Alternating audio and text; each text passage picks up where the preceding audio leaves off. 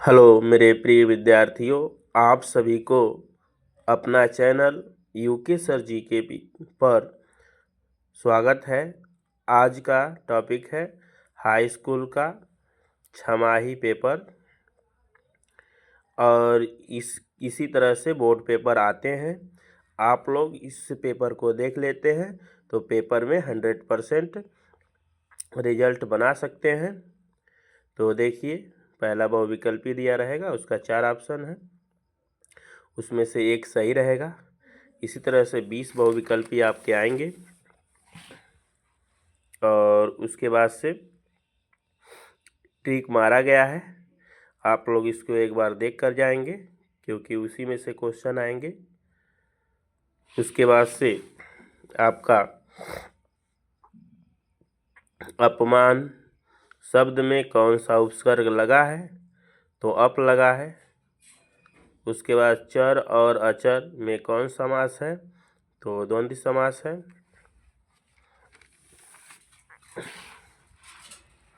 उसके बाद से आपका आ जाएगा खंड ब वर्णात्मक प्रश्न।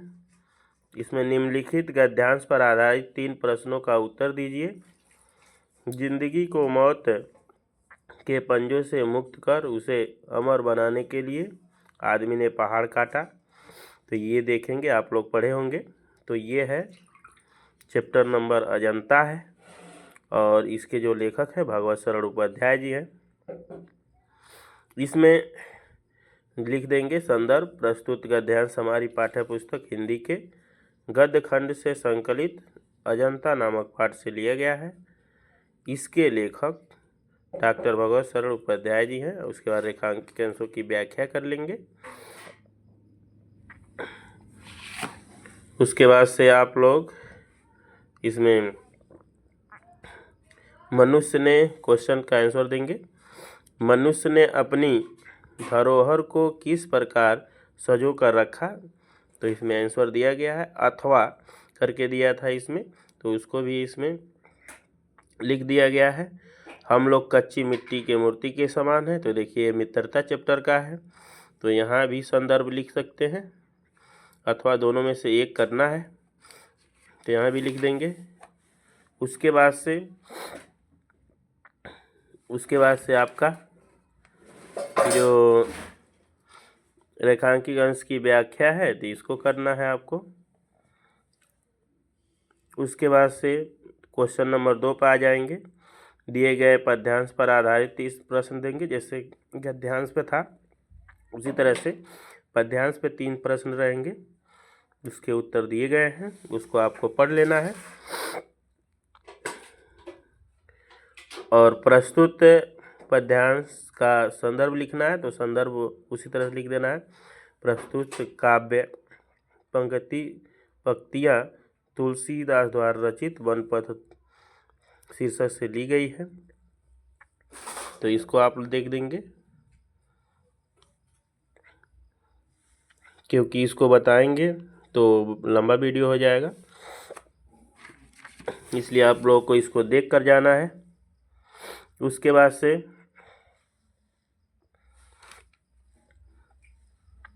प्रश्न नंबर 3 आएगा आपका। दिए गए संस्कृत गद्यांश में से किसी एक का संदर्भ सहित हिंदी में अनुवाद कीजिए। तो कोई भी एक आएगा, उसमें अनुवाद कर देना आपको। जैसे दिया है इयम नगरी विविध धर्माणा संगम स्थली, इस तरह से तो वाराणसी से है।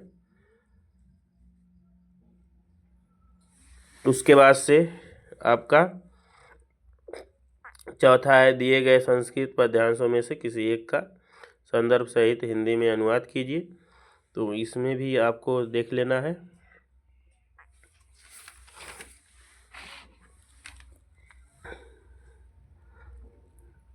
उसके बाद से अपने पठित काव्यखंड के आधार पर दिए गए प्रश्नों के, तो आप लोगों को मातृभूमि खंड के लिए चंद्रशेखर आजाद का लिखना है, तो इसको लिख लेंगे। उसके बाद से मातृभूमि खंड के लिए दूसरा दिया है, तो उसको भी लिख लेना है।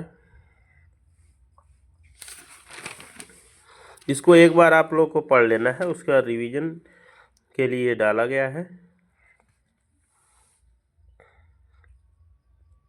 उसके बाद दिए गए लेखकों में से किसी एक लेखक का जीवनी लिखना है, तो इसको पढ़ के जाना है आप लोगों को। उसके बाद से इसमें से किसी का एक का लिख देना है, रचना लिख देना है। उसके बाद आप लोगों को लिखना है निम्नलिखित कवियों में से किसी एक कवि का लिखना है। तो सूरदास जी हैं, सूरदास का लिख दीजिए। उसके बाद से इनमें से निबंध भक्ति जो दिया है, इसमें श्लोक आपको लिखना है 7 नंबर में।